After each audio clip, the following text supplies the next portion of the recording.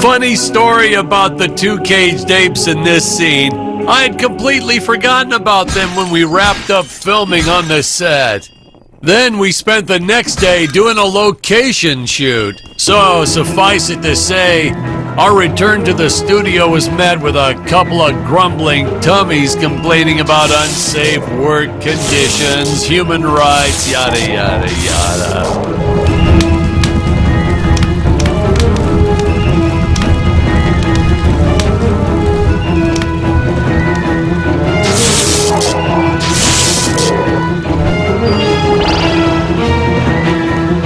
Patrick, I was thinking we should take a little break and get a bite to eat.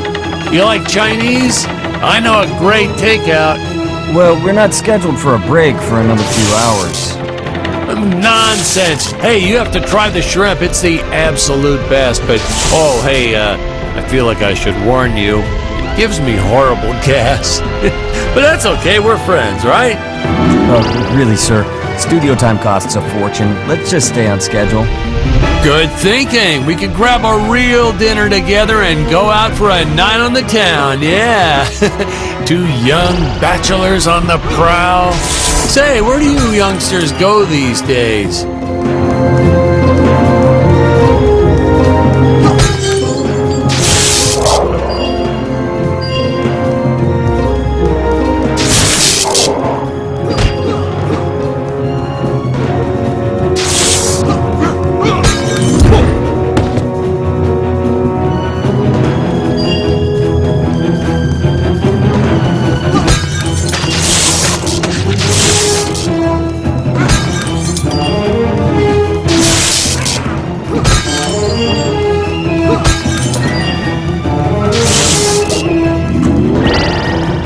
This movie may not have made the big splash in Hollywood or even made the budget back for that matter, but hey, in the end, I think it was still worth making just for those die-hard fans that really love it.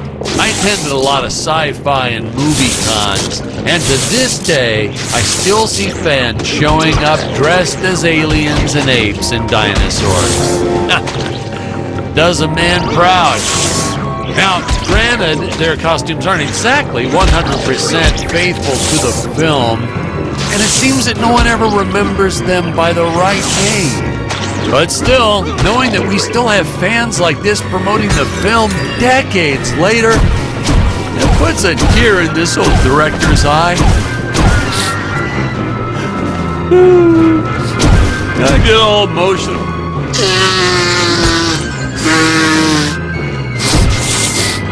Okay.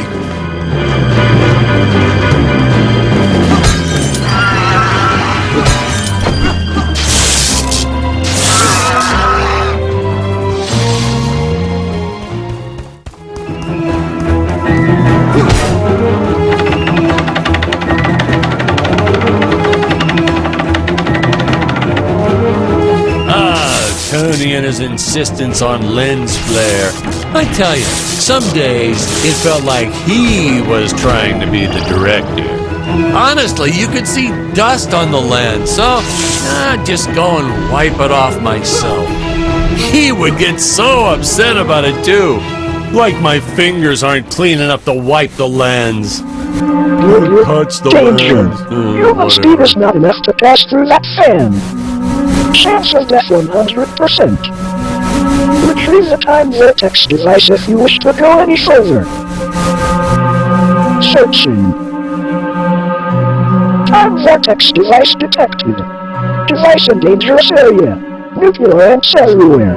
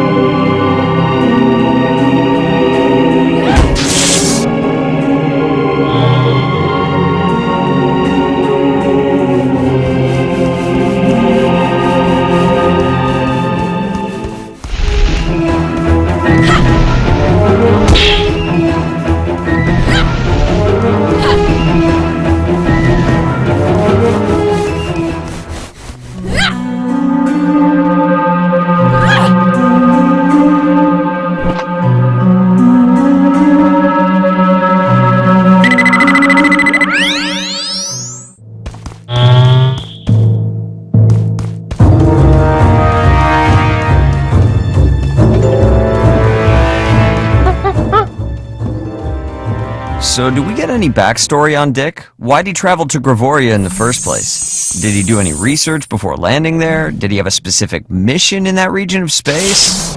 Patrick, if you keep getting bogged down by the details, how will you ever learn to just sit back and appreciate the work of art for what it is?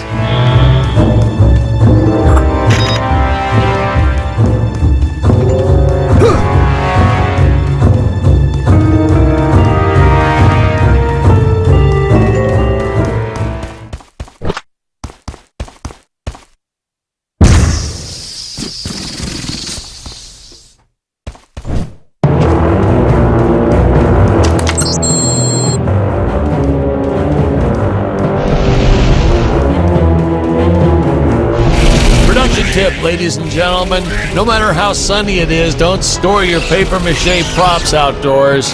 They will get rained on. It's the law in this town, like Occam's razor or Stockholm syndrome, or I forget what it's called.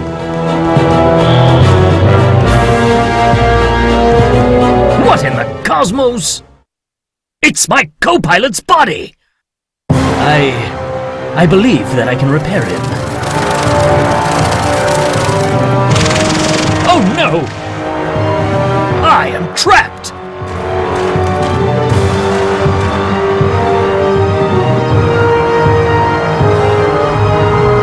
Master Dick.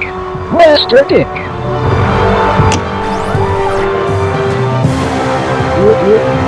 Functions restored. Threat detected. Must eliminate. Fun fact, that we actually had an actor inside the robot suit moving him around. I bet you thought it was an actual robot, huh? That's how good he was. No rest breaks or anything. Hardest working actor I've ever met. What a trooper. It was a shame we couldn't afford to pay him. And of course, since he wasn't on the payroll, I couldn't officially add him to the credits. But still, what a trooper. Wish I had a dozen actors like him.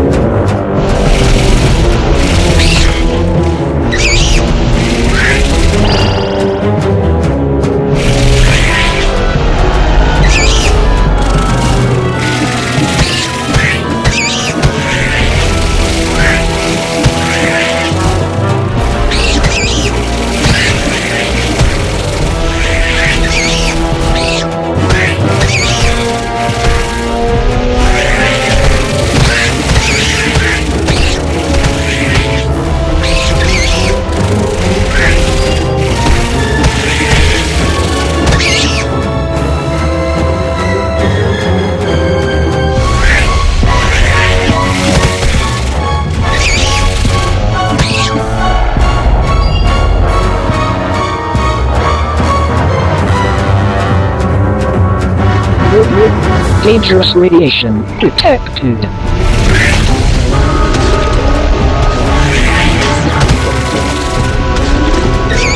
No, we didn't use the same material for the toxic waste as we did the slimes. I mean, why fake something when you have the real deal available? We found a place where people were just dumping the stuff away for free. I was hoping the crew members handling it might get some cool superpowers from it, but no, nothing like that.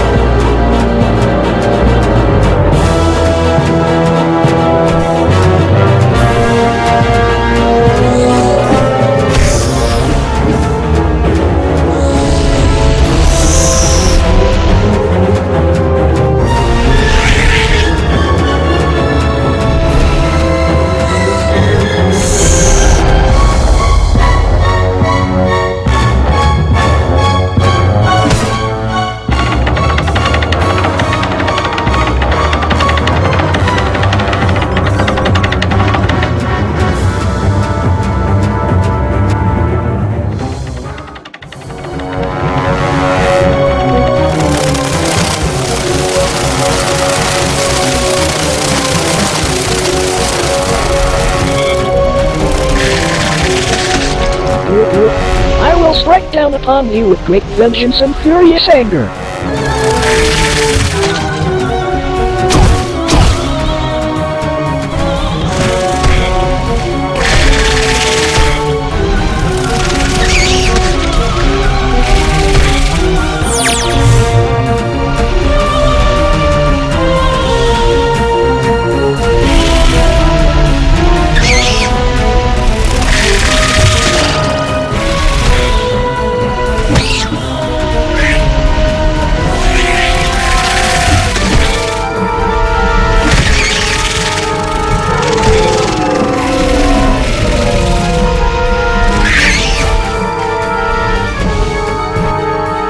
Oh, Robot, you're all right! And you saved the day. You said eliminated. Looks like the Emperor's days are numbered. At long last, we have assembled our team. A lot of reviewers and fans, too, always wondered why we shot so few scenes with all three heroes in it together. I mean, we did our best to explain it. Something about the sleep chambers or staying back to protect the ape village. Really, it was just logistics. Jonathan had bowling league on Tuesdays and Thursdays, and Stacy had her karate Monday, Wednesday, and Friday. Honestly, we almost never had all of them on the set at the same time. Our robot actor was in some religion that only allowed him to work on Sundays. I'm still a little skeptical about that one, though.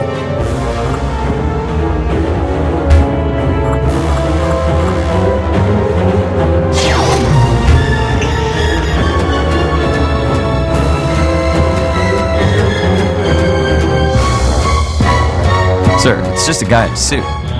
Couldn't you have gotten just about anyone to stand in as the robot? See? That's why you'd make a horrible director, Patrick. His touches were subtle, to say the least. But he really brought a lot of character to the robot role. If he was so indispensable, how come he didn't list the actor in the credits?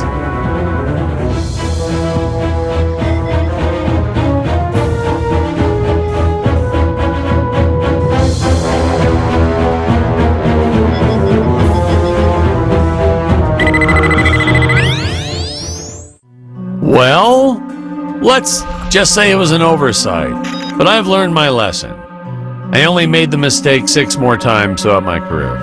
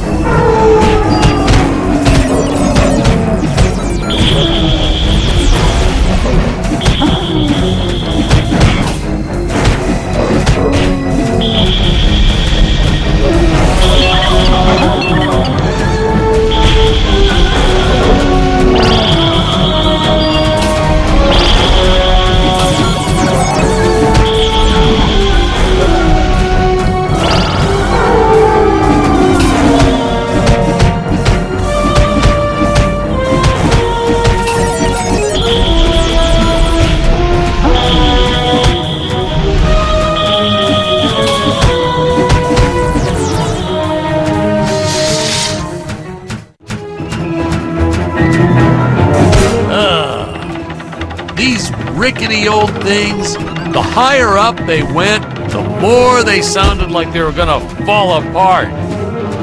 I'm amazed that no one ever got hurt, or worse, riding these things. Well, there was the actor we originally cast for Dick's role, but we don't talk about him.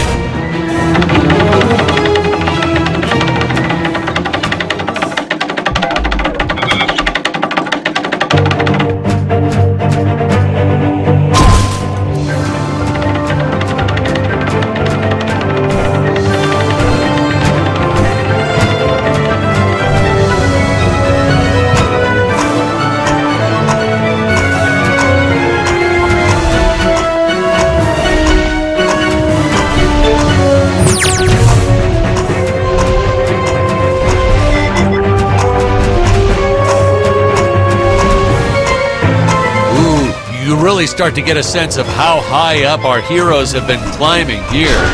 Reminds me of how the crew always used to comment on how high everyone was. Those jokers, they'd even say it when we were filming the grounded scene. And they all giggled like school children whenever they mentioned it too. So I'd make sure to laugh even harder so they'd know I was in on the joke. Whatever it was.